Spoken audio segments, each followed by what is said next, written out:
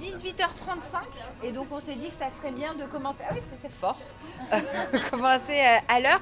On va parler fort, hein. Les pitchers, il faudra aussi parler fort parce qu'on est sans micro. Donc je m'appelle Pauline Rivière, je suis journaliste et rédactrice en chef du Connecteur et j'organise les apéros sur Clermont-Ferrand depuis plusieurs années. Pour rappeler un petit peu ce qu'est un apéro, parce que c'est important, c'est des événements qui ont été montés il y a plusieurs années par enseignant Auvergne Nouveau Monde qui est devenu Marc Auvergne, et il en existe partout en fait en Auvergne. C'est porté par des bénévoles. Alors c'est des citoyens engagés qui ont envie de mettre en lumière tous les porteurs de projets et les entrepreneurs sur les territoires. Donc il y en a à Clermont, mais il y en a à Brioude, il y en aura à Issoire, il y en a dans le Cantal, il y en a à Moulins, il y en a à Monistrol exactement. Et c'est un format qui avait été pensé notamment aussi par des entrepreneurs informels et convivial. C'est 3 minutes pour présenter un projet et pas plus. Quelques questions et puis après on boit un coup puisque en fait on s'est rendu compte au fil des années que c'était souvent pendant l'apéro que les relations elles se nouent, parce que parfois ça fait peur de poser des questions et donc on laisse un grand moment pour l'apéro pour que vous puissiez après aller poser des questions supplémentaires sur les projets. Alors là, vu qu'on a été frustrés pendant longtemps et qu'il n'y a pas eu de apéro et que là ça revient, on en fait un avec le damier cette fois-ci et on a tout lâché parce que normalement c'est 5, hein. Là on a fait, c'est pas grave, 9, on y va. Failli 10. On a presque eu 10 et donc on est super contents. On essaye toujours de les faire en partenariat avec des structures qui accompagnent les entrepreneurs sur les territoires. Et donc là, après cette introduction monologue, je vais je te laisse la parole, Mathilde, pour que tu puisses en fait présenter le damier vite fait, oblique, tout ça, apéro, pourquoi on est là, quoi. Pas de souci. Et très fort tu parles, quoi. Oui, pas de problème. Si je parle comme ça, tout le monde m'entend ? Bon, super. Merci. Bonsoir, donc je m'appelle Mathilde Rafano, je suis chargée des événements au damier. Merci à tous d'être venus aussi nombreux, on est super contents de vous voir. Merci du coup aussi au Connecteur et à la marque Auvergne pour cette collaboration. Je vais dire quelques mots sur le damier pour une courte introduction et également replacer le contexte de l'événement, enfin du moins dans quel contexte s'inscrit ce apéro. Donc le damier, c'est un cluster d'entreprises culturelles et créatives basé à Clermont-Ferrand qui représente et rassemble une soixantaine de structures culturelles et créatives qui sont adhérentes au damier. Et donc nous, on a pour mission de fédérer, promouvoir et accompagner le développement de ces structures. Et on a également pour mission d'accompagner, tout du moins de favoriser l'émergence et la création de projets innovants. Donc dans ce contexte, ça fait plusieurs années qu'on s'intéresse à la notion d'innovation culturelle à travers un programme d'événements qui s'appelle Oblique, pour Observatoire et Laboratoire de l'innovation culturelle. Donc c'est un programme qui aborde l'innovation culturelle mais au sens large. C'est-à-dire qu'on s'intéresse aux innovations technologiques, aux innovations sociales, d'usage, pratiques, organisationnelles, de gouvernance, etc. L'objectif, c'est de pousser les acteurs des industries culturelles et créatives à innover dans un contexte où justement ces innovations, tout du moins ces transformations, viennent profondément bouleverser et changer leurs pratiques et leurs métiers. Donc tous les 2 ans, le programme Oblique prend une forme spécifique qui est un cycle thématique où là l'idée c'est pendant toute l'année on propose différents formats d'événements qui ont pour objectif davantage la montée en compétences et la transmission sur une thématique liée à l'innovation culturelle. Donc cette année, on a choisi de se positionner sur la thématique des innovations éco-responsables et développement durable dans le secteur des industries culturelles et créatives, avec cette volonté de pousser finalement les acteurs à innover pour inventer et réviser des modèles pour que ces modèles deviennent plus durables. Du coup, ce connecteur s'inscrit dans le cadre de ce fameux cycle Oblique qui cette année porte le nom du cycle Oblique Entreprise Créative innovantes et durables. Et du coup, ce soir, vous allez avoir l'opportunité d'entendre des présentations d'initiatives de 9 structures du territoire auvergnat. Donc, je vais les citer rapidement. On a la Traversenne, la Goguette, le festival Overgreen, l'association Avenir, Clermont-Auvergne Métropole aussi qui est présent. Et on est fiers aussi de présenter 4 de nos structures adhérentes au damier qui viennent pitcher une initiative éco-responsable et durable. Donc Herbie One, Scopica, la compagnie rotative et Artex. Voilà, merci à tous. Merci beaucoup. Alors, pour les personnes qui sont arrivées, n'hésitez pas, vous êtes tous mis en petit tas là, mais vous pouvez essayer si vous avez des places, si vous voyez une chaise qui vous plaît, n'hésitez pas, c'est le moment d'y aller. Là, il y a 2 chaises au premier rang, enfin vraiment, il ne faut pas avoir peur.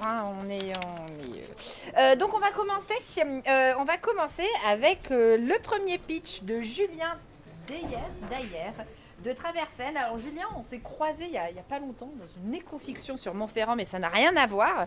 Et là, en fait, toi, tu viens pour Traversenne et notamment pour le programme Fragile avec 3 R. Et donc, tu vas nous expliquer tout ça. Donc, tu as 3 minutes. Il paraît que tu t'es entraîné et que ça tient. Et il faut parler bien fort. Ok. Go. Oula, dès maintenant ? Ouais, vas-y. Eh bien, donc, la Traversenne, c'est une compagnie de spectacles vivants qui est implantée à Clermont-Ferrand et qui a organisé donc, une première étape du programme Fragile qui consiste à rassembler dans un temps de résidence des artistes avec différents publics et les services techniques en charge des objectifs de préservation de la biodiversité et des écosystèmes sur un site naturel. Donc là, en l'occurrence, c'était le lac d'Aubusson d'Auvergne, qui est un lac renaturalisé, un lac artificiel avec des espaces baignade et barbecue, mais aussi à côté des espaces beaucoup plus sauvages avec certaines espèces particulières de chauves-souris, de libellules, des crapauds sonneurs. Et voilà, donc on a été 3 à travailler sur ce temps de résidence. Clotilde Amprimoz, qui est chorégraphe et réalisatrice, Clément Dubois qui est scénographe et moi qui suis donc auteur, comédien et metteur en scène. Voilà, donc l'idée c'est de voir comment est-ce qu'on peut travailler ensemble pour rebondir sur ces objectifs-là, qui sont des objectifs qu'on trouve dans les plans de gestion, qu'on identifie en discutant avec les équipes, et comment on va pouvoir être force de proposition pour, à travers l'organisation d'ateliers, de formes spectaculaires, avancer sur ces objectifs. Donc ça a eu lieu avec un temps de 30 heures de résidence pour chaque artiste. La plupart du temps, on était ensemble ou alors séparés en lien avec différents publics. À l'automne 2021, avec une restitution sous forme de déambulation à travers les espaces du lac d'Aubusson d'Auvergne. La mise en place, elle s'est faite petit à petit. On a d'abord rencontré des structures qui pouvaient nous mettre en lien avec des publics différents, notamment donc, des personnes âgées avec l'EHPAD de Courpierre, des jeunes adultes avec la mission locale du bassin thiernois et des enfants avec 2 accueils de loisirs. Et puis, bien sûr, on a travaillé avec les équipes des services techniques, services éducation à l'environnement de la communauté de communes Tiers d'Eure et Montagne, donc la CATICH, avec les services d'éducation à l'environnement du parc naturel régional du Livradois Forez. Et voilà, donc ça court. Et donc les services d'entretien du lac d'Aubusson d'Auvergne. Pour faire court, voilà, ça a été accompagné par le programme Prendre l'air, l'été culturel, ministère de la Culture avec Puy-de-Dôme, et avec une participation de la communauté de communes Tiers d'Eure et Montagne et un apport en autoproduction de la compagnie La Traversenne, parce qu'on est très motivés sur ces sujets-là. Et globalement, mis à part la déambulation, on a aussi mis en place certaines choses pérennes, comme des perchoirs flottants pour libellules, voilà, des orgues à pivert pour aider. Ça met la pression. Voilà, exactement. Et puis, on a fait des œuvres immersives en direct, audio. On a de la sensibilisation, des œuvres pérennes laissées sur site. Et puis voilà, j'en oublie, mais n'hésitez pas à venir discuter pour en savoir plus. Voilà. Eh bien, merci, 3 minutes 35, le premier c'était bien. Okay. Mais merci beaucoup. Est-ce qu'il y a des questions pour le premier pitcher? Oui. Question un peu traditionnelle sur le apéro, ça serait quoi votre besoin principal aujourd'hui sur ce projet-là? Très sincèrement, de l'argent. Non mais c'est vrai parce que les personnes qui peuvent travailler avec nous, on les a identifiées. Les services techniques, les artistes arrivent à travailler ensemble et là-dessus, au début, c'était pas forcément évident de savoir est-ce qu'on va pouvoir. Et en fait, ça marche très très bien. Les publics, voilà, les structures, c'est voilà. Si quelqu'un a de l'argent. Et les sites naturels, si on vient avec un projet bien pensé et avec les publics, les financements, etc., il n'y a aucun problème pour les trouver. Donc voilà. Est-ce qu'il y a d'autres questions? Là, c'est chuchote, mais bon. S'il n'y a pas d'autres questions, étant donné qu'on en a 9 de pitchers, eh ben, on va continuer. Merci beaucoup, Julien. C'est top. Et donc, Julien sera à votre disposition vers l'espace bar pour répondre à toutes vos questions d'ici à peu près 40 minutes quand nous aurons fini les pitchs. Et donc maintenant, on continue avec Herbie One et Rémi.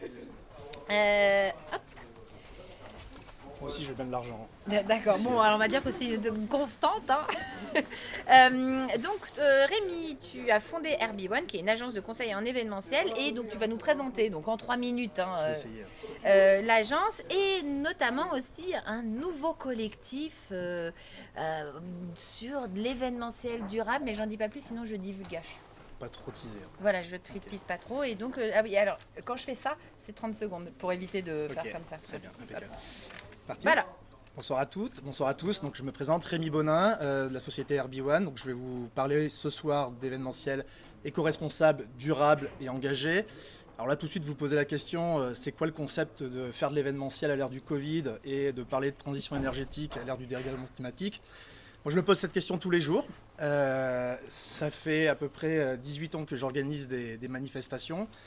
Grand public, festives, qui avaient pour ambition de réunir plusieurs dizaines, voire plusieurs centaines de milliers de personnes, créer du plaisir, éveiller les consciences, militer. Et un jour, je me suis dit, mais ces manifestations ont tout un point commun. En fait, elles ont un impact sur l'environnement, elles ont un impact négatif sur notre écosystème. Si on schématise, quand vous portez un projet, c'est très éphémère, c'est-à-dire que vous déplacez des gens, vous utilisez des ressources naturelles, de l'eau, vous allez utiliser des énergies fossilisées, vous allez émettre des gaz à effet de serre, vous allez générer des déchets, créer des nuisances.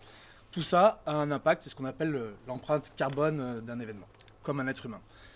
Quand j'ai créé Herbie One en 2019, donc juste au bout du couloir, là en haut, au deuxième étage, je me suis posé la question de comment rendre les événements plus vertueux, plus, on va dire, éco-responsables. Et dans un premier temps, je me suis rapproché d'un réseau qui s'appelle le REV, le réseau éco-événement, qui est basé à Nantes et qui a pour ambition de réunir les acteurs de l'événementiel, aussi bien des agences de communication, des lieux, des prestataires de services, des collectivités territoriales et tous ces gens-là. Penser à réfléchir à comment organiser les choses différemment, échanger de bonnes pratiques, des retours d'expérience. Et donc, du coup, je me suis dit, il faut organiser des événements éco-responsables à Clermont-Ferrand. Un événement éco-responsable, c'est quoi? Dans son ADN, dans sa définition, c'est un événement qui, dans sa démarche, intègre les piliers du développement durable, à savoir les enjeux économiques, sociaux et environnementaux. Clairement, quand on arrive chez Herbie One et quand on accompagne un de nos partenaires, que ce soit une collectivité territoriale, que ce soit une entreprise ou une assoce, en fait, on démarre toujours par la même chose, c'est-à-dire qu'on va réunir l'ensemble des parties prenantes. L'idée, c'est de voir quelle est la nature du projet et est-ce que... Ah, je crois que c'est bientôt la fin. Non. Alors, je vais faire discret, mais du coup, voilà. Okay.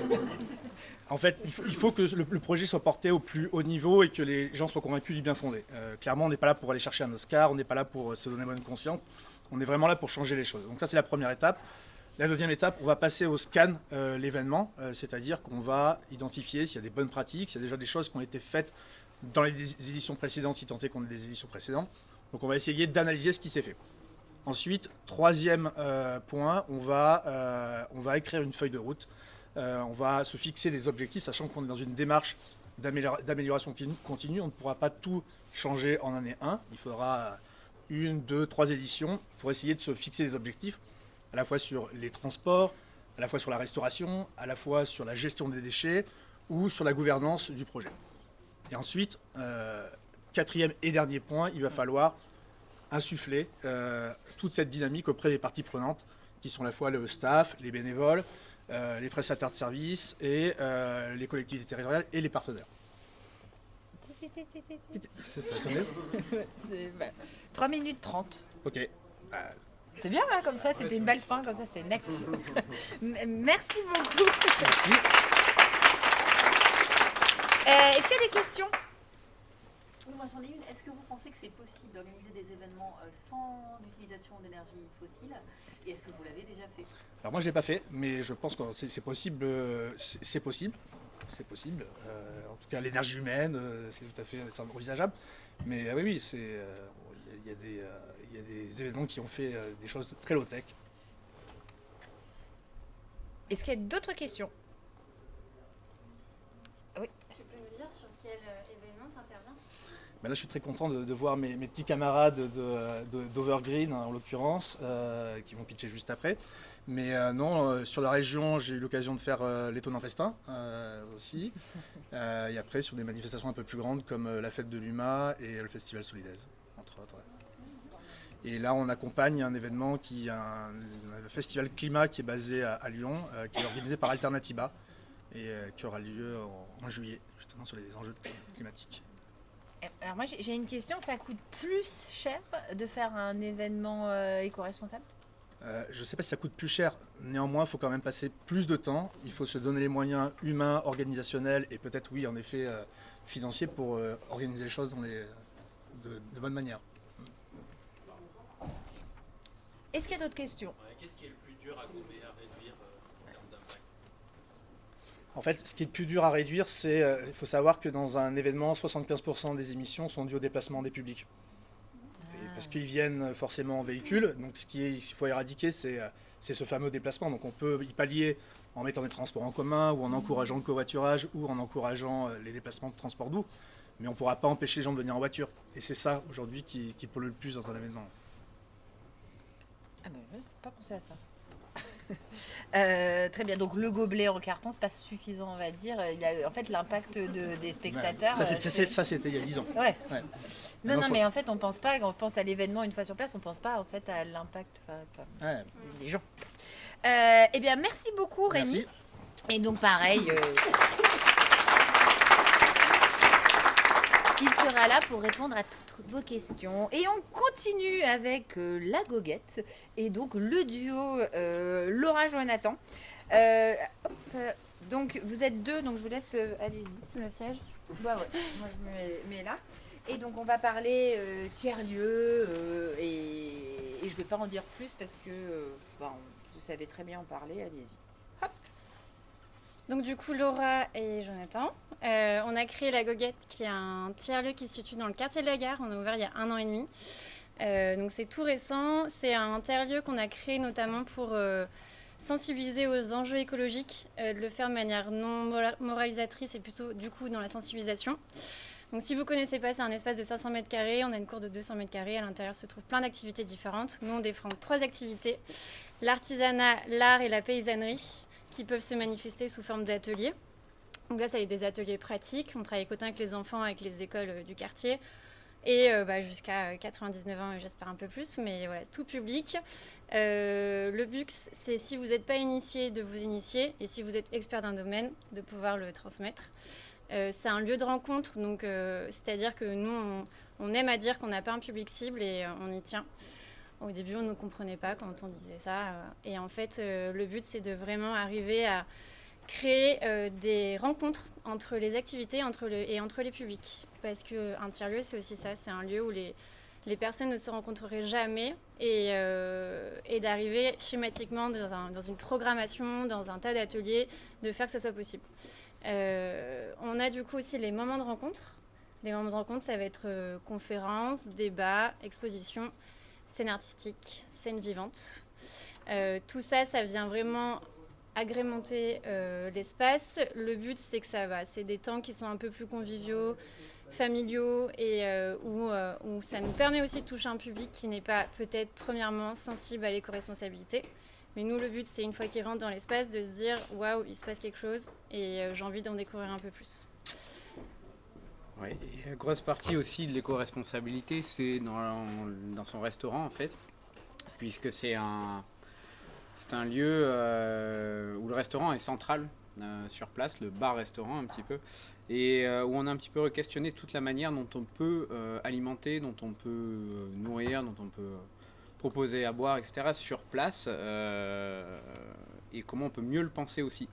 Donc ça va de, bien sûr, pour beaucoup, on a tous entendu parler de faire avec les producteurs locaux, les petits producteurs c'est mieux, etc.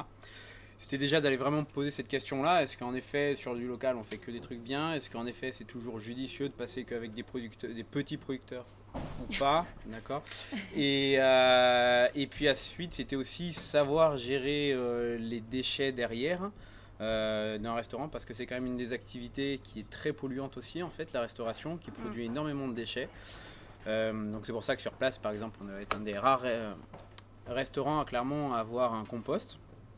Un vrai compost où on revalorise en fait tous nos déchets verts et qui repartent dans les jardinières, et les gamins de l'école du coup ils viennent gratter dans vos restes de repas hein.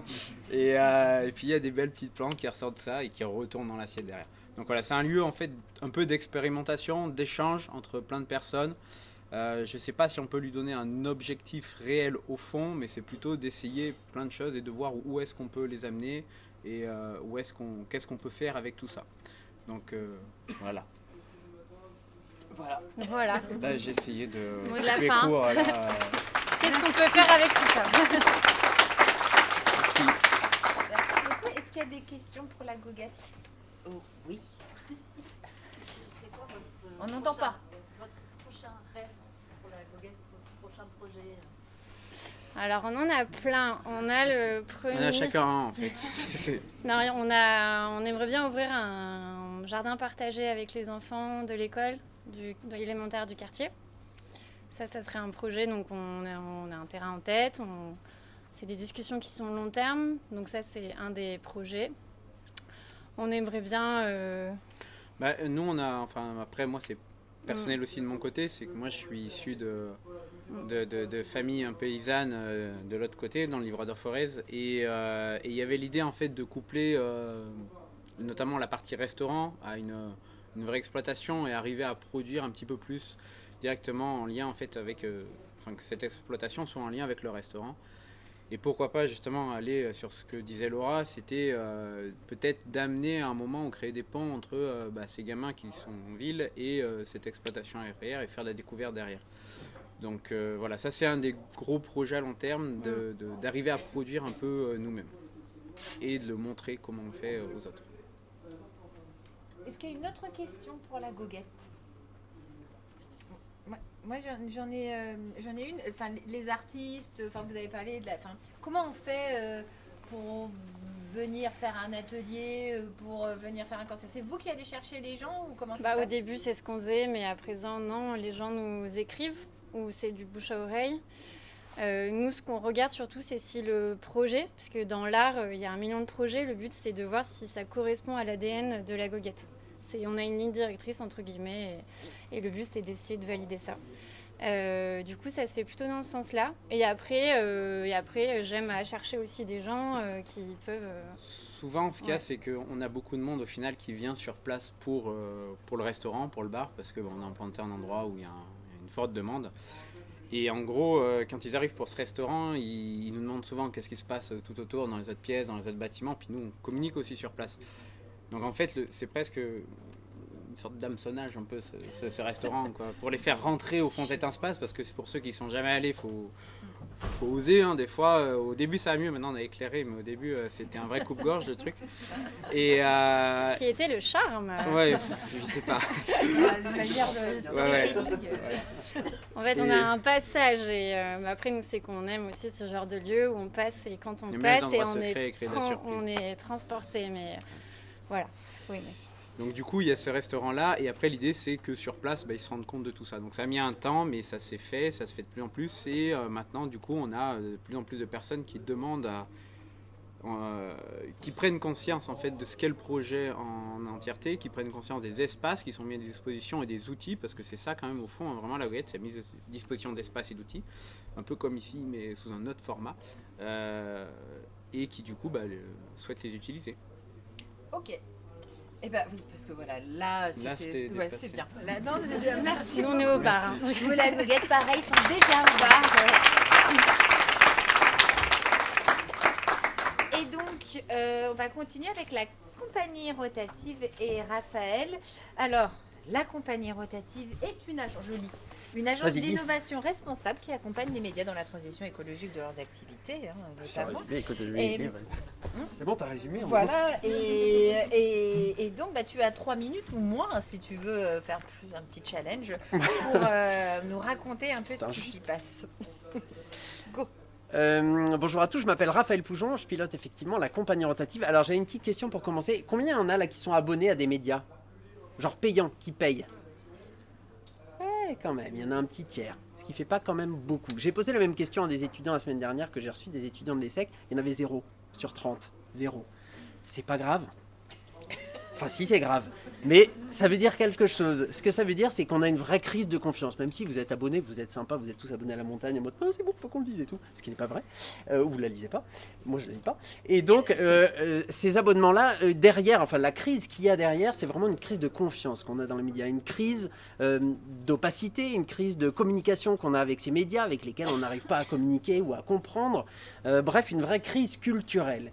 Et cet enjeu-là, pourtant, il est hyper important. Dans les enjeux et dans les questions de transition qu'on vit aujourd'hui, les médias, ils ont une vraie place qu'ils ont un peu perdue aujourd'hui. Les médias, ils sont très hors sol, trop loin de cette terre qu'on cultive, cette terre qu'on habite. Bref, ils ont besoin de retrouver une place, en partie, je globalise pas et je parle pas d'excellents médias comme certains qui sont présents ce soir, n'est-ce pas les amis?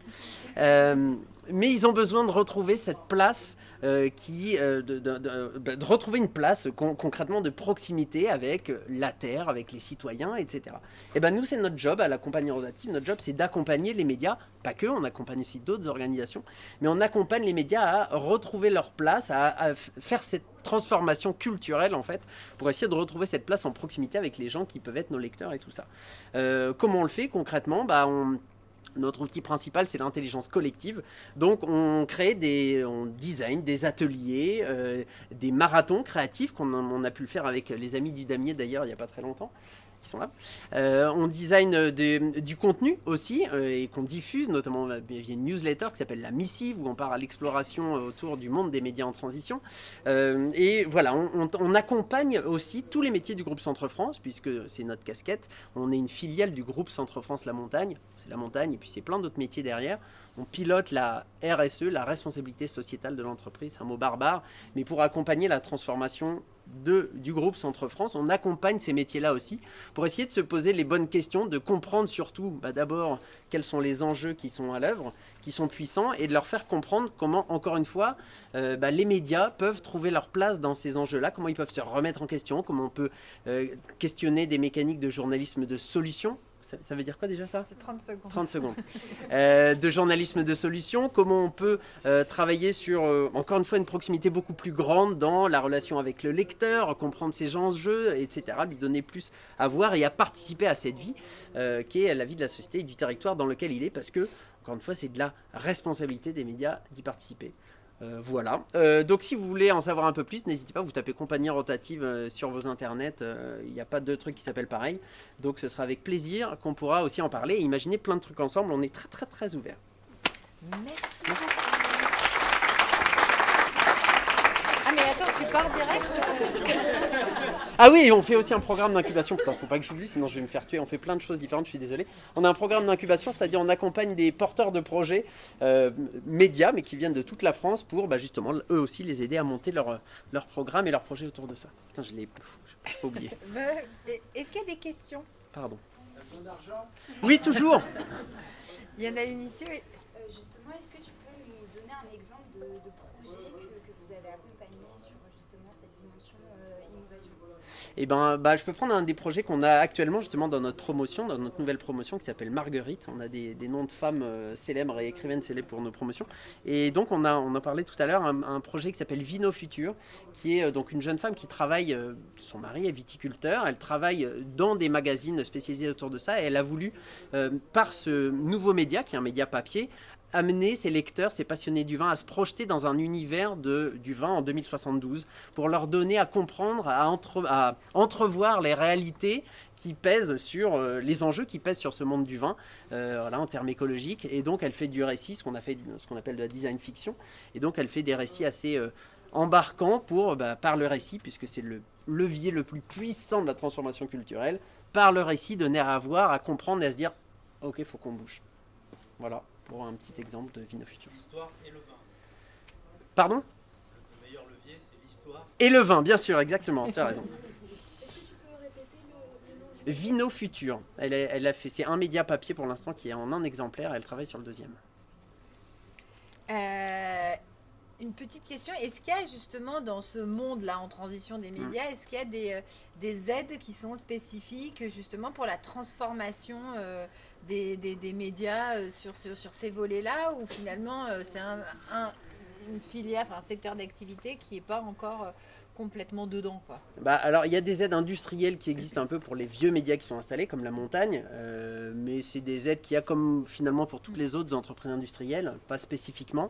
Et en revanche, il existe quasiment Walou pour les jeunes porteurs de nouveaux médias. Pourtant, l'enjeu est hyper fort là-dessus, même un enjeu démocratique à faire émerger plein de médias sur nos territoires. Et donc eux, ils n'ont pas trop d'aide. C'est pour ça que on s'en fait une mission aussi de les accompagner. Et c'est pour ça qu'on a fait un MOOC pour les accompagner, essayer d'en accompagner un maximum. Très bien. Est-ce qu'il y a une autre question? Eh ben, merci. À plus tard. Beaucoup, Raphaël. Il est là, il vous attend.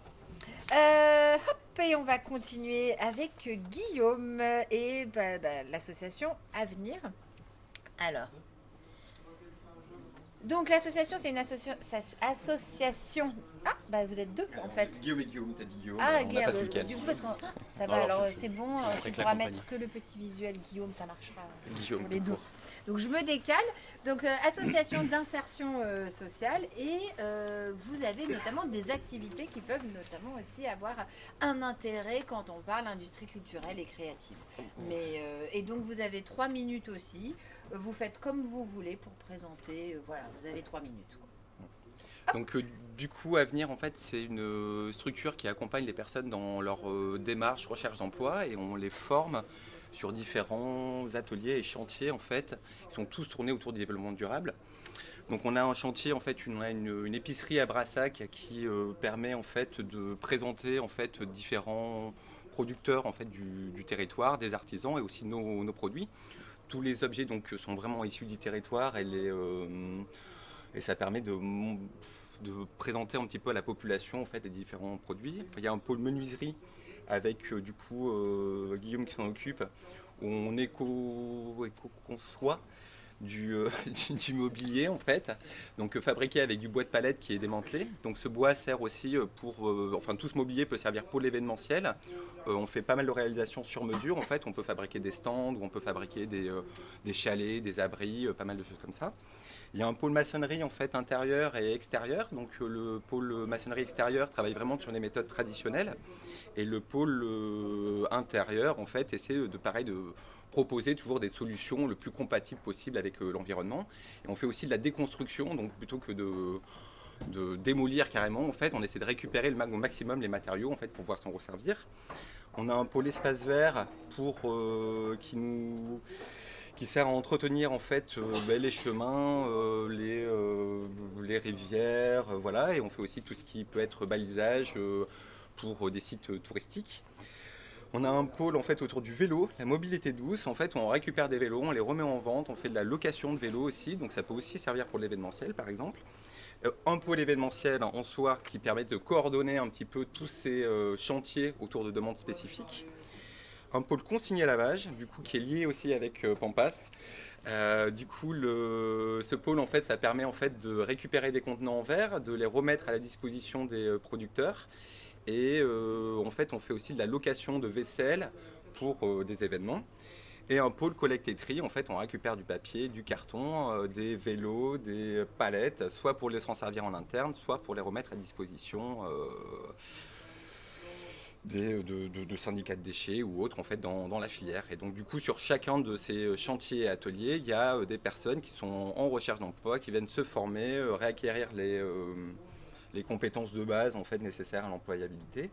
Et voilà, et donc du coup en fait après c'est la fin. Du coup après en fait on essaie à côté de ça pareil de faire de l'intermédiation locative, c'est-à-dire que tous les gens qui viennent chez nous on essaie de les relier pour essayer de leur aider à trouver un logement. D'un autre côté j'ai fini. On essaie de les mettre en relation aussi avec des recruteurs, tout ça. Voilà, donc c'est un vaste projet en fait, mais qui est toujours tourné autour de l'humain et du développement durable. Voilà. L'idée. Merci beaucoup. Alors, on remarquera que l'autre Guillaume est juste venu regarder et faire. Mais ça marche bien. Ça marche quand même super bien, je veux dire. C'est un binôme qui quand même. C'est un binôme complètement équilibré. Non, je te laisse faire les questions. C'était très bien. Donc c'est large. Il y a une bonne partie justement sur l'événementiel et donc voilà. la partie. L'événementiel, la transition écologique et l'humain au cœur de tout. Le faire ensemble. Toujours. Le faire ensemble. Ah ben voilà, tu peux y aller un petit peu. C'est bon. Voilà. Il y a une question par là-bas. Alors historiquement, je crois que c'est 78 ou 79. 78. Et pour le coup, c'est plutôt les personnes qui étaient sous main de justice pour l'alternative à la détention, l'aménagement de fin de peine. Donc historiquement, c'est plutôt autour du public justice. Et ça a été complété ensuite avec les personnes en fait, qui travaillent en chantier d'insertion et atelier. Et du coup, l'idée, c'est aussi, il y a aussi un pôle formation, c'est jamais fini en fait. Et donc du coup, il peut y avoir des salariés en externe qui vont travailler avec des gens du pôle justice et aussi avec des gens X ou Y en fait, qui viennent, qui sont en recherche d'emploi en fait, et on cherche à mixer un petit peu les publics sur chacun des pôles, quand c'est possible. Est-ce qu'il y a d'autres questions? Oui. Vous êtes combien dans ces 50 pôles? 2. Guillaume et Guillaume. Non, on est, je sais pas, on est combien? 22? Un truc comme ça, plus 120, ah ouais. 120. Non, mais pas en interne. Hein.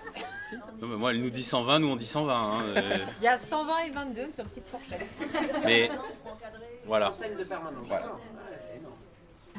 Mais on était plus que ça il y a quelques années finalement. On a maigri un petit peu parce que la sobriété oblige. Et on accompagne à peu près 200 personnes, en fait, tout public confondu. Ok, d'accord. Et vous êtes basé où? À Rion, Bellerive, Issoire et Brassac, que j'ai oublié. Ouais. Est-ce qu'il y a d'autres questions pour à venir? Eh bien, dans ce cas-là, merci. Vous avez Merci à vous. Guillaume qui est là. Et donc, si vous arrivez à lister toutes les activités, vous aurez une bière supplémentaire voilà, au moment de l'apéro. Poursuivons avec, je mélange toujours les lettres, mais Scopica. Et Joël. Il est où, Joël? Hop. Il est là. Alors, Scopica, agence digitale de développement des supports et contenus selon les normes d'éco-conception web. C'est ça. Et vous êtes une Scop aussi. Je l'ai mis parce que c'est ça. Hein, ouais, c'est ça. Et parce que c'est pas commun aussi, donc c'est important de le mettre en avant. Et du coup, c'est 3 minutes, pareil, pour raconter un peu ce qui se passe dans cette agence. Bonjour à tous. Scopica, on est une agence de communication digitale. On existe depuis 2007. Ça a changé de nom, mais on existait avant. On existe depuis les années 98, donc depuis le début quand les modems faisaient bidding, bidding, bidding encore. Donc on a commencé à... Et c'est peut-être de là en fait qu'est né notre côté low-tech. C'est qu'on faisait des sites à l'époque, il fallait faire passer par des tout petits tuyaux. Et on faisait des sites qui n'étaient pas si mal que ça. Et aujourd'hui on fait un peu n'importe quoi. Alors pour présenter l'agence, on est une agence de communication digitale où on fait du consulting. On aide des entreprises à faire mieux grâce au digital. Mieux, ça peut être de la performance, ça peut être vendre, ça peut être améliorer son image, toucher un public, faire passer des messages. On fabrique, donc on fait des sites internet, on fait des applications. L'application par exemple du Festival du court-métrage est sortie de nos ateliers. Mais on fait des applications métiers aussi, j'en reparlerai juste après. Et on fait de la formation. On fait de la formation à mieux faire, mieux gérer son site internet dans le cadre de l'éco-conception, faire du référencement naturel, etc., etc. Alors ce qui nous différencie, on est une scope. Donc on est dans le développement durable et on est dans la branche de l'économie sociale et solidaire qui tire vraiment sur l'économie. Alors c'est quoi la différence avec une entreprise normale ? C'est simplement que 50% de nos bénéfices chaque année sont reversés à nos salariés. Ça fait une petite différence quand même au niveau de notre état d'esprit. Et on est engagé depuis maintenant 5 ou 6 ans de façon forte dans l'éco-conception. On essaye de faire en sorte que, entre autres, par la technique, tout ce qu'on fabrique, et notamment les sites internet, soit moins impactant pour la planète. Donc on parlait tout à l'heure de l'impact carbone, mais c'est les gaz à effet de serre aussi. Aujourd'hui, le digital, c'est l'équivalent de l'aviation civile, de la pollution de l'aviation civile. Et si on ne fait rien avec tous les gadgets connectés, on parlait de low-tech, mais on fait exactement l'inverse. Maintenant, une cocotte minute nous dit que ça boue, donc, et ça fait passer de la data par un satellite, etc. Donc si on continue comme ça, ce sera l'équivalent dans 2025 de toute la pollution automobile. Donc les acteurs du digital comme nous, comme d'autres, c'est une obligation aujourd'hui de faire attention à ce qu'on crée. C'est pas parce que les tuyaux sont gros qu'il faut faire passer des images qui pourraient aller pour une 4x3 sur un site internet. Et c'est ce qu'on fait aujourd'hui. Globalement, les sites internet sont très mal faits. Ils ressemblent, ils sont jolis, mais on ne fait pas attention. Donc notre objectif, il est là. Et on développe à côté de ça, dans le consulting, de l'éco-conception à travers le concept même. C'est-à-dire qu'on dit à des entreprises, ça c'est une mauvaise idée. Parce que derrière, il va falloir que les gens, par exemple, s'équipent d'un nouveau smartphone pour arriver à recevoir une notification au lieu d'un SMS. Parce que si on a un vieux téléphone et qu'on est un papy ou peu importe, un jeune et qu'on aime bien la low-tech, on ne pourra pas recevoir cette notification. Donc notre objectif, il est aussi de dire, si on peut faire avec moins, faisons-le. Parce que c'est impératif pour notre planète. Je ne sais pas s'il me reste encore... Ah bah non, mais t'as pas vu le signe tout à l'heure du poisson. Ah, je l'ai pas vu, non. J'ai pas vu, j'étais dans le truc. Bah, donc, voilà. Scopica, une de nos dernières créations, par exemple, c'est de rapprocher les intermarchés des producteurs locaux en permettant à des gens qui ne sont pas dans le digital de dire à Intermarché, en fait, j'ai fait plein de courgettes hier. Et c'est dommage d'aller les chercher à Rungis ou dans des... Moi, j'en ai juste là et on a créé tout un algorithme qui permet aux intermarchés d'avoir une place de marché qui permet, y compris aux transporteurs, de faire des circuits courts, les plus courts possibles, en fait, pour aller chercher des choses qui existent déjà juste à côté des intermarchés. Donc voilà, et ça, c'est par le consulting et la partie matière grise qu'on arrive à faire des projets intelligents et qui consomment moins. Voilà. Merci beaucoup. D'accord. Quand c'est les autres, ça paraît, ça paraît plus court. Vous avez des questions? Oui, tu peux le faire tout seul, hein, c'est bon. Est-ce qu'il y a des questions? De ce qu'on comprend, c'est pas vous qui avez fait la dernière appli SNCF. Non, mais c'est un bon exemple aussi de la SNCF, c'est-à-dire quand on veut juste aller d'un point A à un point B et qu'il y a des pubs dans tous les sens de partout. Est-ce que c'est une bonne idée? Alors le service marketing va dire oui, mais il y a Captain Train, etc., qui eux se sont dit on va faire beaucoup plus court. Non, mais elle est à Barcelone. C'est ça, voilà. Et si vous preniez une chambre d'hôtel, et si vous preniez... Donc c'est exactement ça. Est-ce qu'il y a d'autres questions?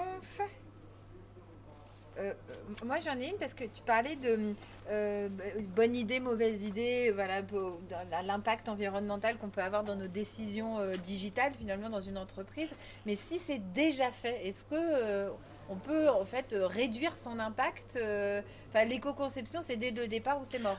Non, on peut vraiment améliorer les choses. Par exemple, si on prend quelque chose de très classique comme WordPress, il y en a peut-être plein d'entre vous, nous on a créé un template qui est fabriqué maison, qui n'est pas fabriqué par un russe de l'autre côté de la... Enfin, c'est un mauvais exemple, un russe. Mais si, c'est un bon exemple, c'est-à-dire que le template est piraté. Donc voilà, maintenant, on a fabriqué un template en essayant de limiter les scripts. À l'intérieur, toutes les images sont recalculées pour être au plus juste de l'écran. C'est-à-dire qu'on ne va pas envoyer une grosse image qui fait qu'en plus, c'est une mauvaise idée parce que le site se traîne et on ne comprend pas pourquoi, parce qu'entre deux sites équivalents, il y en a un qui ne traîne pas l'autre. C'est que tout ça n'est pas optimisé. Donc ça, c'est vraiment de l'optimisation technique et qui permet, simplement en changeant le template, à charte graphique équivalente, d'avoir des meilleurs résultats au niveau référencement naturel, au niveau rapidité, mais au niveau de l'impact de la planète, parce qu'on ne fait pas passer par les satellites, on fait moins clignoter tous les appareils qu'il faut en fait dans le digital pour faire ça. Un ordre d'idée, c'est la vidéo Gangnam Style, je ne sais même pas si je le prononce bien. Elle a tellement été vue que ça, c'est pour avoir streamé tout ça, c'est une centrale nucléaire, une petite centrale nucléaire, 1 an. C'est l'impact de cette vidéo sur la planète. Et on a tous regardé ça en se marrant. Ça fait moins marrer quand on sait que notre utilisation... Enfin, regarder cette vidéo comme des cons, on va dire, ça a cet impact-là. Donc l'idée, c'est aussi, dans nos usages, de faire attention, et nos formations, elles sont là aussi, c'est faire attention à tout ça, parce qu'on n'a pas idée... Les voitures, on sait que ça pollue. On sait aujourd'hui, parce qu'on a 100 ans de recul sur les voitures. Le digital, c'est quand même assez neuf, et ça progresse beaucoup plus vite que les voitures. Et en fait, on fait n'importe quoi. Donc l'idée, c'est de faire hyper attention, et plus on est un gros acteur, plus on a dans le programme de la RSE, il faut inclure des gens qui savent faire de l'éco-conception. Ok, et merci beaucoup Joël. Si vous avez un site qui rame, si vous voulez en savoir plus sur l'éco-conception, Joël est à votre disposition. On continue avec Céline et Valérie et la 2e édition du festival Overgreen. Moi, je l'ai découvert l'année dernière. J'ai découvert le Césalier par la même occasion. Et donc là, elles sont venues nous parler justement de cette 2e édition. Qu'est-ce que c'est que ce festival? Qu'est-ce qu'on va y trouver? Tout ça. Alors, est-ce que vous avez parlé toutes les deux? Il n'y en a qu'une qui parle. Je fais Guillaume. D'accord, ok. Très bien, c'est 3 minutes alors. Bonjour à tous. Donc, je suis Céline et voici Valérie. Et on travaille à l'Agglo Pays d'Issoire, qui est une communauté d'agglomération située au sud de Clermont, composée de 88 communes. Et on travaille au sein du pôle éco-responsabilité, énergie et développement durable. Et on a donc en charge l'organisation du festival Overgreen. Alors, c'est un événement qui est entièrement dédié à la thématique de l'environnement, qui aura sa 2e édition cette année du 24 au 26 juin à Art-sur-Couze dans le Césalier. Et donc l'événement a 2 objectifs. D'abord de sensibiliser à la protection de l'environnement et à l'éco-responsabilité, et aussi de mettre en valeur le patrimoine naturel du Césalier, qui est un territoire très très beau et dont Pauline est tombée amoureuse l'année dernière en venant à la 1re édition. Voilà. Et donc pour sensibiliser à l'éco-responsabilité, on programme un certain nombre d'activités, notamment des ateliers de pratique et de découverte, des conférences avec des spécialistes sur différentes thématiques environnementales, des randonnées découvertes de l'environnement pour découvrir à la fois l'environnement et le territoire naturel local. Et il y a également un marché de producteurs, d'artisans et de stands associatifs, d'associations environnementales. Et enfin, la ligne directive du festival, c'est la programmation artistique. Donc on a en permanence toute la journée on a plusieurs fois dans la journée des spectacles et en soirée des concerts. Et alors toute la programmation artistique et toutes les activités, tous les ateliers sont orientés vers la thématique de l'environnement. C'est notre ligne directive. On a une charte pour sélectionner tous nos intervenants et tous nos artistes. Voilà. Et donc l'événement est à destination de tout le monde. On n'a pas de public cible très précis. C'est pour vous tous. D'ailleurs, si vous êtes libre du 24 au 26 juin, on vous attend à Art-sur-Couze. Et voilà, je pense que j'ai fait le tour. Je n'ai pas vu de signe, je ne sais pas où. Et ben là, je peux le faire maintenant en fait. D'accord. Ah, il reste 30 secondes. Voilà. Si je veux, je peux C'est ça. raconter. Tu peux raconter un truc. Un petit, tiens. Non. Valérie. Pas mieux. Bah non, mais Ce qui était à la programmation l'année dernière, ça donne une idée de la programmation artistique aussi. Comment? Je dis peut-être un mot des gens qui étaient programmés aux dernières éditions, c'était intéressant. Oui, tout à fait. D'ailleurs, merci, parce que je n'ai pas précisé que l'année dernière, on avait Fanny Agostini comme marraine du festival. Et cette année, ce sera Julien Pierre, qui est un ancien sportif de haut niveau et qui travaille beaucoup sur des projets environnementaux. Notamment, il a créé un label Fair Play for Planet pour l'événementiel sportif responsable. Il a également un fonds de dotation Play for Nature qui est localisé au parc animalier d'Ardes-sur-Couze et avec qui on travaille pour cette édition qui se passera à Ardes. Et donc voilà, on développe un partenariat avec eux qui ont beaucoup d'activités de sensibilisation et d'éducation à l'environnement. Et la programmation musicale de l'année dernière. Et la programmation musicale de l'année dernière. Nous avions en grand concert le groupe Trio, et qui était le seul groupe non local. Ensuite, c'était beaucoup de groupes et de compagnies locales. Il y avait par exemple Oiseau, qui avait un nouvel album sur l'agriculture et les viticulteurs. Voilà, c'était très orienté. Tonio Escamez, la goutte d'eau. Tonio Escamez, qui voilà. Non, c'est parce qu'on entendait Ah, pas pardon, très bien. Tonio Escamez. Tonio Escamez qui a fait beaucoup d'albums pour enfants, de livres audio, voilà, avec... La compagnie des Herbes Folles aussi, on avait travaillé avec une compagnie qui était à Brassac, donc voilà, on a essayé de chercher vraiment en local et c'est le but premier. Et sur la deuxième édition, c'est aussi la volonté de continuer à aller et à élargir, travailler avec nos collègues d'Avenir. On les a vus il n'y a pas longtemps, l'idée de se dire, voilà, ils font une boutique à Brassac, et ben il faut qu'on délocalise la boutique et qu'on fasse connaître. On a vu Raboul, on a vu voilà, tout ce milieu-là. Après, on est une collectivité, une agglo. Donc c'est pas forcément, en tout cas pour moi, c'est pas forcément le monde habituel. Alors on est très bien accompagné par Rémi qui nous a mis du lien dans tout ça parce que les contacts, c'est lui qui nous les a amenés aussi et cette logique tout de suite d'avoir. Donc voilà, après on avait nous la facilité, on va dire, avec nos partenaires habituels. Je dirais les SICTOM, on savait gérer, les poubelles, on savait faire parce que c'est plus notre ADN. Mais voilà, du coup sur le monde artistique et sur toute l'ouverture et tout le panel, en fait, on s'ouvre petit à petit et du coup sur la deuxième édition, on espère s'ouvrir un peu plus loin. Voilà. Très bien, merci beaucoup. Il y a déjà eu un peu des questions, c'est pas grave. Mais est-ce qu'il y a encore des questions? Est-ce qu'il y a d'autres questions sur le festival Overgreen? Oui. Juste au niveau du transport, si on vient de Clermont, à part la voiture, comment on vient? Alors, comme le disait Rémi tout à l'heure, plus de 70% du bilan du bilan carbone d'un événement, c'est le transport. Et pour le coup, nous, en étant très loin, c'est la problématique principale. C'est le transport et de trouver des solutions de transport pour les personnes qui viennent effectivement de loin. Donc, à part la voiture et le covoiturage auquel on invite, on n'a pas vraiment d'autres solutions. Ou en vélo, c'est très loin, c'est sportif, c'est très beau. Ça peut se faire sur un week-end. Voilà. On est dans l'amélioration continue, comme disait Rémi, on ne peut pas tout bien faire la première année, mais l'an dernier on était à Paro, donc on était à 45 km plus loin d'Art-sur-Couze. Donc on a déjà gagné 45 km, donc l'impact est déjà pas mal. Voilà.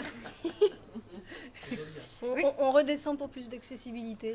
L'année prochaine, peut-être encore plus près. Alors, du coup, au-delà du transport, quels sont les autres axes que vous avez travaillé pour l'organisation de l'événement sur le côté éco-responsable, éco-conception? À peu près tous. Ouais. Alors, à des niveaux différents. Les transports, l'année dernière, c'était le niveau le plus bas, on va dire. Cette année, on n'est pas très haut non plus, mais on a un peu réduit le coût, coût pour la planète. Ensuite, on est allé un peu sur toutes les thématiques et avec l'accompagnement de Rémi notamment, sur l'alimentation, la communication, la gestion des déchets avec le SICTOM, comme expliquait Valérie.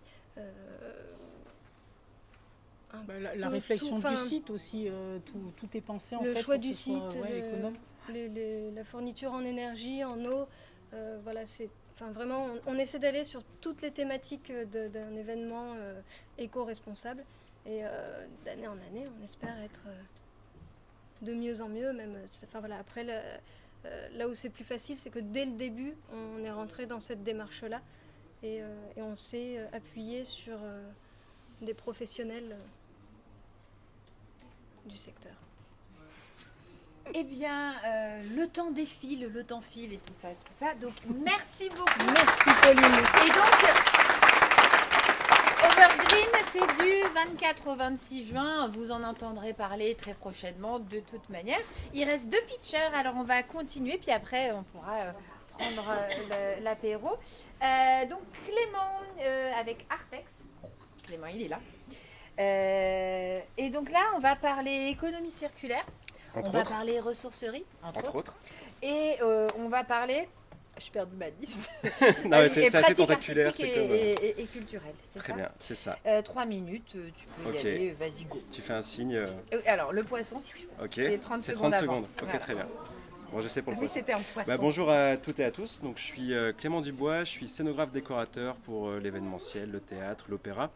Et membre cofondateur en fait d'Artex Clermont-Ferrand, donc on est 3 sur l'association. Et moi je vais vous parler en fait du cycle de vie d'un décor. Donc j'imagine que vous êtes tous déjà allés voir une pièce de théâtre, ou un concert, ou vous avez fait un événement d'entreprise, ou vous avez au moins fait une expo une fois dans votre vie. Le principe en fait c'est que moi mon métier c'est de concevoir ces espaces, ces décors. C'est le principe du scénographe. Donc en fait je vais vous parler de comment se passe une conception. Donc je peux prendre l'exemple du théâtre. Sur une conception de théâtre, je vais travailler 2 ans avant la première représentation sur les premiers dessins. Premier dessin, une fois que j'ai fait les maquettes, les plans, j'envoie ça à un atelier de fabrication. Il va me fabriquer le décor en plusieurs morceaux qui permettent de le monter et le démonter. Après, ça va aller en répétition, il va être testé, employé, et après, il va avoir un peu sa naissance, c'est-à-dire qu'il va être représenté, sa première représentation. Après, il va être stocké, monté, démonté plusieurs fois, joué un peu partout en France si on a de la chance. Et après, il va être mis à la benne. C'est-à-dire qu'un décor va être détruit. En fait, ça c'est le cycle de vie moyen en France, c'est 5 ans sur un décor de théâtre. Si on parle de cinéma, entre la construction et sa mise à la benne, c'est plusieurs jours, voire plusieurs semaines. Sur l'événementiel, j'ai déjà créé des décors qui ont été présentés 3 heures devant un public et ensuite sont partis à la poubelle. Donc ça c'est la réalité en fait du terrain sur lequel on travaille. Donc chez Artex, nous on essaie de mettre en place un outil pour créer en fait une boucle pour valoriser en fait ces éléments. Donc le principe, c'est qu'on appelle ça une manufacture créative et culturelle. Donc, dans cette manufacture, en fait, il y a 3 pôles. Le premier, c'est une ressourcerie artistique et culturelle. Donc l'idée, c'est de venir récupérer ces éléments de décor, mais aussi des accessoires, des costumes, mais aussi des matières premières dans les entreprises culturelles et créatives, et de les mettre à disposition dans une sorte de caverne d'Ali Baba, qui est la ressourcerie culturelle et créative. Donc ça, c'est mis à disposition, vendu, comme toutes les ressourceries, à des professionnels et des particuliers. Ensuite, il y a un pôle design pour développer l'éco-conception. Donc le principe, c'est pour qu'un élément soit réemployable, il faut aussi l'éco-concevoir. Donc soit avec du réemploi, soit avec des matières issues du local. Ces prestations aussi dans le pôle design, ça va être de l'accompagnement des entreprises pour justement minimiser les impacts environnementaux sur leur production. Donc ça, c'est le deuxième pôle. Le troisième, c'est un atelier de fabrication. Dans le même principe, c'est d'avoir sur le même site les matières, les outils, et les compétences, les connaissances d'ingénierie culturelle pour justement mettre en place ces outils, enfin ces productions. Donc en fait, ça vient de plusieurs études qu'on a fait sur le territoire. Donc sur Artex, en fait, ça s'adresse à tous les créatifs du territoire, professionnels, amateurs, 30 secondes. Ok, professionnels, amateurs. L'idée, c'est que on va travailler sur les entreprises culturelles et créatives, on va travailler sur les étudiants en école d'art, de design, parce qu'en fait, si on n'introduit pas de l'éco-conception et du réemploi dès le cursus, ils vont le mettre en place 5 à 6 ans, voire 10 ans après avoir commencé à travailler. Et le tout public, pour des ateliers, des médiations, des ateliers partagés. Donc l'idée, c'est d'avoir tout au même endroit et de créer une boucle vertueuse. C'est un projet transversal, on appelle ça comme ça, entre l'écologie, l'environnement, la culture et l'économie sociale et solidaire, parce qu'on est dans une association et le but, c'est de créer une SKIC. Donc l'idée, c'est vraiment de revaloriser la résilience et la culture, la créativité sur le territoire auvergnat. Combien ? 3 minutes 20 et avec une voilà, une fin.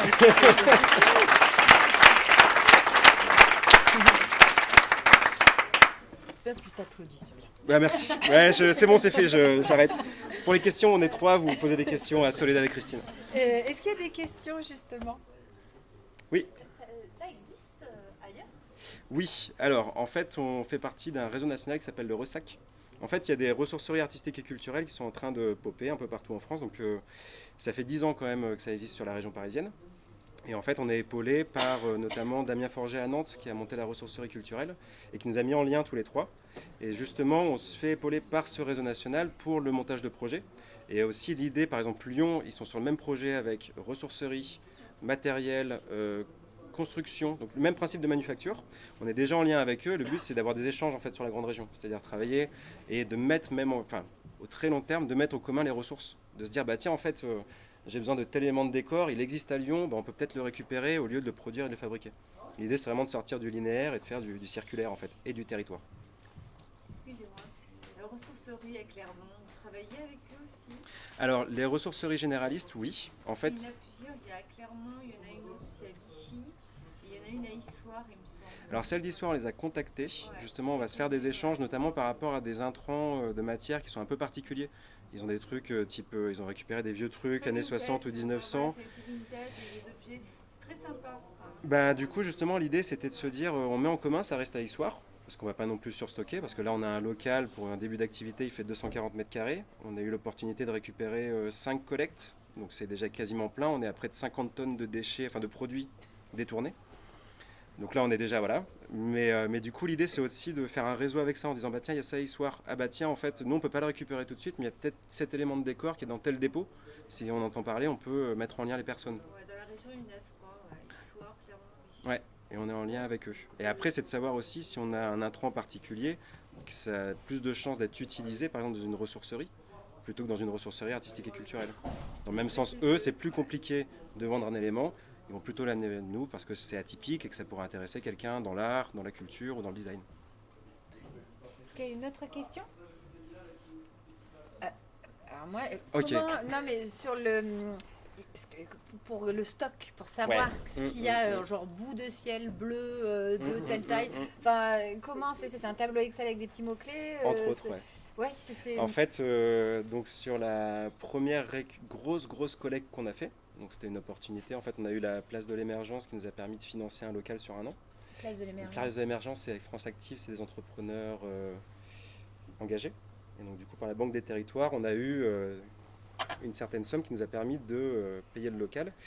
Donc on a récupéré cette grosse collecte qui est à la Cour des Trois Coquins. En fait, ils devaient dégager la plus grosse partie des dépôts. Donc 160 mètres cubes, c'est 2 poids lourds plus de 20 mètres cubes de gros camions, quoi. On a bloqué rue Anatole France à 7h du matin, c'était chouette. Désolé pour ceux qui étaient là. Et en fait, heureusement, le principe, c'est de valoriser et d'avoir des personnes, des agents de ressourcerie qui viennent rentrer dans un tableur Excel. Et on est en train de travailler sur un site éco-conçu pour justement avoir tous ces éléments-là. Donc l'idée, c'est, et puis dans le très grand mouvement des ressourceries, c'est d'avoir un logiciel commun pour justement avoir tous la même nomenclature, les mêmes références pour échanger. Mais oui, c'est un sacré... mais en fait, là, je suis en train de créer un premier décor pour une jeune compagnie. On va faire quasiment que du réemploi. Moi, ça me permet en fait de concevoir le décor avec le tableau Excel sur le deuxième écran. On dit, bah tiens, en fait, il y a tel truc, tel morceau de bois, si on le recoupe, on peut le mettre à... Et c'est comme ça que ça fonctionne. Parce que le problème qu'on veut faire, enfin moi, je l'ai déjà fait du réemploi. Bon, bah voilà, j'ai besoin d'avoir tel type de morceau de bois. Bah, j'ai passé 3 semaines à appeler des gens parce que machin, et puis il faut aller chercher et tout. Le but, c'est d'avoir de la matière, le savoir-faire et l'outil au même endroit, sinon c'est ingérable en fait. Donc c'est un gros tableau Excel, mais qui va faire un site. Pour répondre à la question, désolé. Ça part toujours d'un tableau Excel. Hein. Et une autre question. Oui. Ouais, moi, la question que j'avais, c'est est-ce que les scénographes sont sensibles à ça? Est-ce que tes collègues ont envie de ça? Et est-ce que ça peut aller jusqu'à l'idée d'aller s'inspirer de ce qu'il y a sur place pour imaginer les décors qui vont avec? En fait, moi je fais partie du syndicat national des scénographes, l'UDS. Il y a une commission éco-conception et en fait on travaille sur les 2 thématiques, c'est-à-dire les produits, typiquement les peintures, même les inifugents qui sont obligatoires et qui viennent quand même des industries bien chimiques. Donc cette partie-là plutôt ressources, matières premières. Et après, la ressourcerie permet justement de donner des idées. C'est-à-dire que sur le réemploi, en fait, c'est pour ça qu'on s'intéresse aussi aux écoles, parce que faut sortir du schéma linéaire aussi, comme dans la production, c'est-à-dire se dire, tiens, j'ai une super idée, je vais la fabriquer comme ça. Dans ce cas-là, il faut aller chez Ducrot-Bois ou chez Leroy Merlin. Il vaut mieux plutôt se dire, tiens, qu'est-ce qu'il y a, comment je fabrique sur ce territoire, et comment je vais valoriser. Exactement. Et c'est là, en fait, souvent on a tendance à dire que ça va supprimer aussi le poste de concepteur. Alors qu'en fait, justement, c'est le concepteur et le créateur qui va avoir l'idée de se dire, tiens, le ciel bleu, si je le découpe de telle façon et je le transforme comme ça peut devenir telle thématique sur tel décor. Donc c'est pareil sur l'éco-conception, c'est en phase de production, en pré-production, sur le bureau d'études, c'est là où on peut anticiper en fait comment les matières vont être réemployées, comment on conçoit, c'est des trucs tout bêtes, mais comment on va concevoir un décor pour que la structure soit réemployable et que la feuille de décor qui va être en polystyrène va pouvoir être recyclée, plutôt que d'avoir l'élément qui est tout collé et qui finit à la benne d'IB. Donc c'est comment justement ça peut, à la fois en amont, en fait, le danger c'est d'être la poubelle un peu vertueuse des producteurs. Le but c'est justement un cycle d'un élément de matière, il est encore présent, on peut le réutiliser, et sinon, en amont, on réfléchit à comment ça va pouvoir, en utilisant de la matière, comment ça va pouvoir facilement se réutiliser. J'ai dépassé le temps de questions aussi. Et donc la dernière, et après il reste un pitch. J'ai vu qu'on pouvait venir une fois par mois pour donner des rendez-vous. Alors c'est deux choses. On a été aussi lauréat de l'appel à projet de renouvellement du petit vélo. Et en fait, on a une permanence une fois par mois avec un magasin des matières qui est un mini-magasin en fait. Où on a mis un peu tous les produits un peu exceptionnels. On a une tête de général géante, on a plein de trucs assez dingues. Donc ça, c'est au petit vélo. C'est présenté, donc c'est souvent Christine qui fait les permanences. Et après, sur rendez-vous, on peut venir à la ressourcerie, donc qui est rue Champfleury. Et là, il y a les 240 mètres carrés avec des plaques de bois, des châssis. On a un dromadaire en origami en métal. On a des tuk-tuk. Enfin, on a plein de trucs, quoi. Donc là, c'est un peu la caverne d'Alibaba. Eh bien, merci beaucoup. Merci. Super intéressant.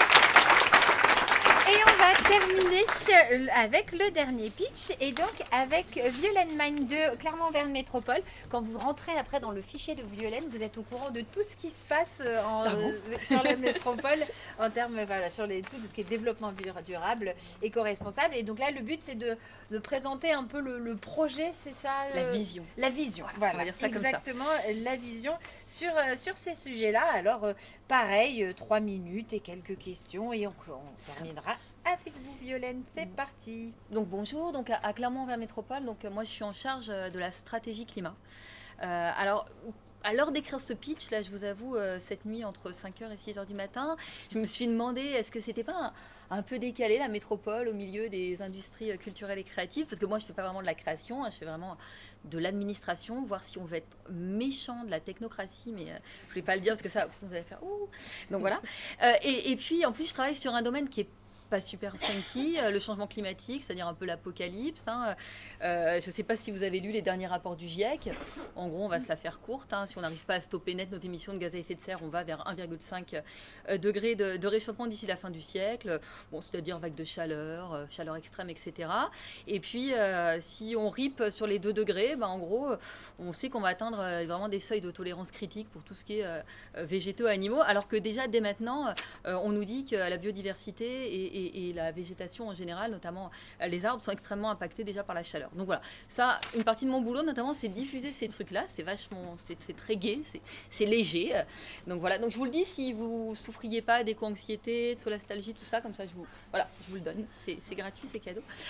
Et une fois qu'on a fait ce constat, qu'on s'est dit ça, on peut se dire aussi qu'on est quand même dans la décennie où on peut encore agir, et surtout qu'on a quand même la chance d'être sur un territoire, et en tout cas moi je trouve que j'ai la chance de travailler pour une métropole et pour une équipe qui a vraiment une vision pour qu'est-ce que ça va être, qu'est-ce que ça peut être ce territoire en 2030 et voire plus loin jusqu'en 2050, un territoire qui veut lutter contre le changement climatique et qui veut aussi s'adapter pour être sur une ville qui soit plus résiliente. Alors je vais vous donner quelques exemples réels. Par exemple, les Clermontois, ils ne savent pas trop qu'on a une rivière qui coule sous nos pieds, c'est la Tirtaine, on ne la voit pas, elle est cachée, elle est enfouie, elle a servi d'égout pendant des années. Et bien là, elle va être remise à jour à Fongièvre, au milieu d'un parc, en plein cœur de Clermont. Alors l'histoire ne dit pas si on pourra s'y baigner, mais c'est quand même déjà super fou de se dire qu'on va pouvoir avoir la Tirtaine en plein milieu de la ville. Puis après, on a aussi la magie de tout ce qui est renouvellement urbain qui va faire que le quartier Saint-Jacques va céder sa muraille de Chine et ça va être remplacé par un parc. Que tout le quartier Saint-Jean, là-bas, derrière la gare, c'est pareil, ça va avoir son parc aussi, il n'y a pas de jaloux.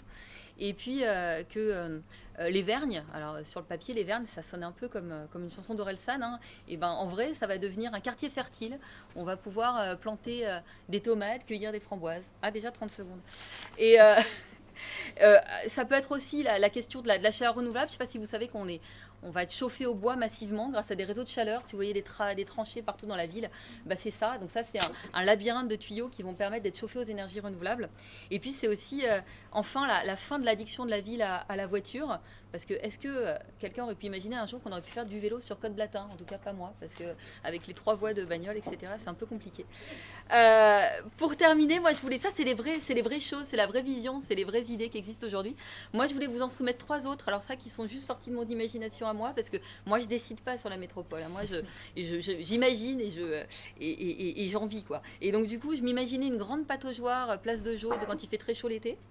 J'imaginais des zones de la ville qui soient réservées uniquement à des déplacements avec des poneys ou des ânes. Comme des stations vélo, vous savez, on les prend à un endroit, on les remet à un autre, on leur donne des carottes, tout ça. Et puis la dernière chose, ça c'est mon Graal, c'est de réussir à convaincre tout le monde qu'il faut repeindre la cathédrale en blanc parce que ce serait bien meilleur pour l'îlot de chaleur urbain. Et puis même si on a beau tous savoir qu'en fait c'est pas la pollution, elle est quand même bien noire. On est tous d'accord. Donc, voilà. Donc ça c'est des idées un peu folles, mais moi je trouve que ce qui est intéressant dans cette vision, c'est de se dire qu'on est tous là citoyens pour se dire aussi c'est quoi la vision qu'on veut pour notre territoire à 2030, à 2050.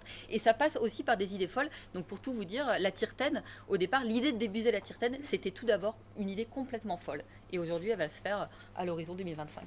Voilà.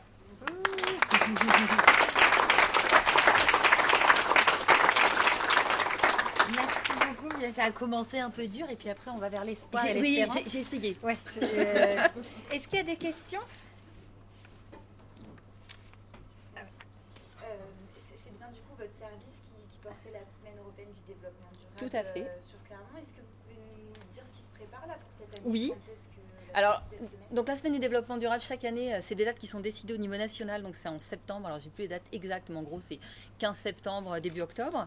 Et chaque année, on essaie de structurer les choses autour d'un événement un peu fédérateur qui va réunir plein de participants autour d'un grand nom. Donc la première année, on a eu Rob Hopkins qui est venu nous parler justement de transition et comment on transforme complètement la ville. Alors lui, il met des jardins partout, il bloque des ponts pour en faire des fêtes d'école, etc. C'est vraiment à des niveaux super stratosphérique. C'est vachement plus fort que mes ânes sur la butte de Clermont.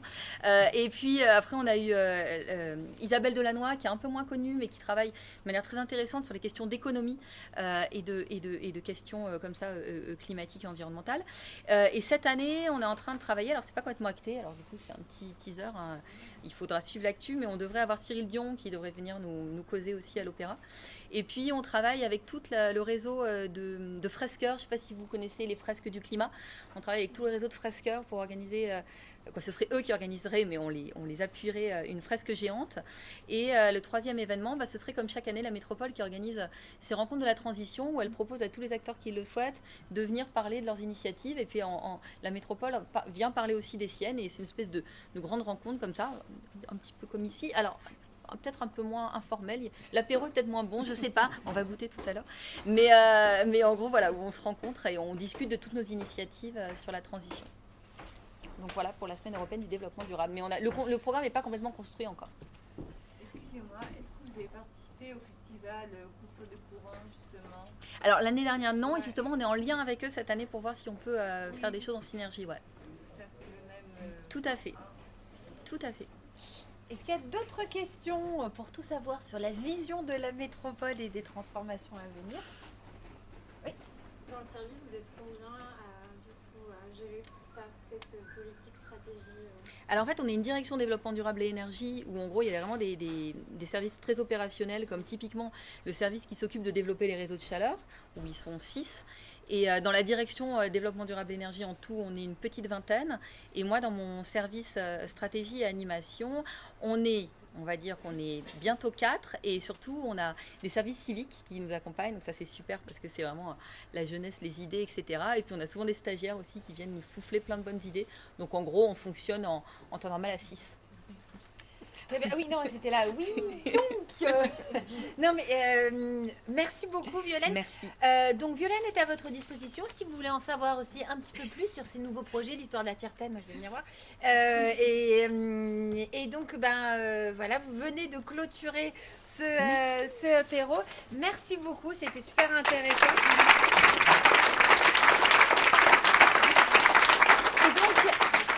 Là, vu que c'était un long apéro, on va passer à l'apéro, puisque si vous ne le savez pas, nous sommes accueillis gracieusement par Turing 22, mais à 21h, c'est plié. Hein.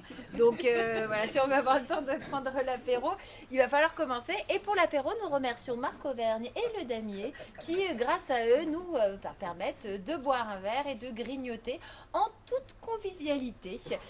Donc merci à tous. Et les pitchers, on va venir vous chercher, parce que ce que vous avez fait en 3 minutes, il va falloir le faire en 1 minute face caméra. Voilà. Donc, merci beaucoup. Et l'apéro, voilà, est là. Merci. Voilà.